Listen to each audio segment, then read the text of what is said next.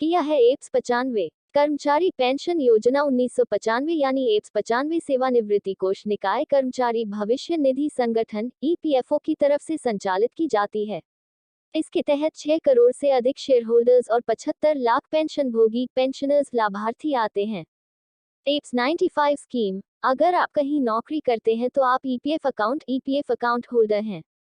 ऐसे में आपको ईपीएफओ की ईपीएस 95 स्कीम, एप्स 95 स्कीम या ईपीएस 1995 स्कीम के बारे में भी जान लेना चाहिए। केंद्र सरकार ने कर्मचारी भविष्य निधि और विविध प्रावधान अधिनियम 1952 का 19 की धारा 6A के तहत कर्मचारी पेंशन योजना 1995 शुरू की थी। ईपीएफओ के मुताबिक यह स्कीम 16 नवंबर 1995 से प्रभाव में आई थी। यह स्कीम उन कंपनियों और दूसरे प्रतिष्ठानों के सभी कर्मचारियों पर लागू होती है जिन पर कर्मचारी भविष्य निधि और विविध प्रावधान अधिनियम 1952 लागू होता है। ईपीएफओ की ईपीएस 1995 स्कीम एप्स 1995 स्कीम के तहत 1 सितंबर 2014 से 1000 रुपये की मिनिमम पेंशन की सुविधा शुरू की। कौन है इस स्कीम के लिए एलिजिबल? अगर आपको इस स्कीम का बेनिफिट लेना है तो आपका ईपीएफओ सब्सक्राइबर होना जरूरी है। किसी भी ईपीएफओ सब्सक्राइबर यानी मेंबर की सैलरी से हर महीने एक तय अमाउंट ईपीएफ खाते में जमा होती है। इसमें से 8.33% राशि पेंशन मद में चली जाती है।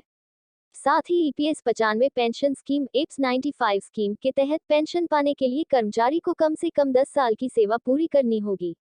इस स्कीम के तहत रिटायरमेंट की उम्र 58 साल है। ईपीएफ मेंबर 50 साल की उम्र से कम दर पर अपना ईपीएस भी निकाल सकता है। मिलते हैं ये बेनिफिट्स। कर्मचारी की मृत्यु की स्थिति में भी मेंबर के परिवार का एक सदस्य पेंशन पाने के लिए योग्य हो जाता है। मौत के समय तक अगर कर्मचारी मेंबर था तो परिवार वालों को मैक्सिमम 6 लाख रुपए तक का बेनिफिट मिलता है। ईपीएस 95 स्कीम एप्स 95 स्कीम के मुताबिक अगर मेंबर का कोई परिवार नहीं है तो मेंबर की मृत्यु पर जो भी नामित व्यक्ति यानी नॉमिनी है को जीवन भर पेंशन मिलता रहेगा।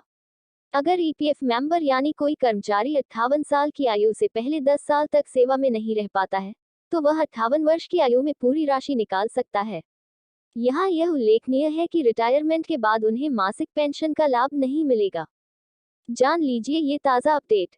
ईपीएफओ ने 6 महीने से भी कम समय में रिटायर होने वाले अपने अंशधारकों को कर्मचारी पेंशन योजना 1995 ईपीएस 95 के तहत जमा राशि निकालने की 1 नवंबर को परमिशन दे दी।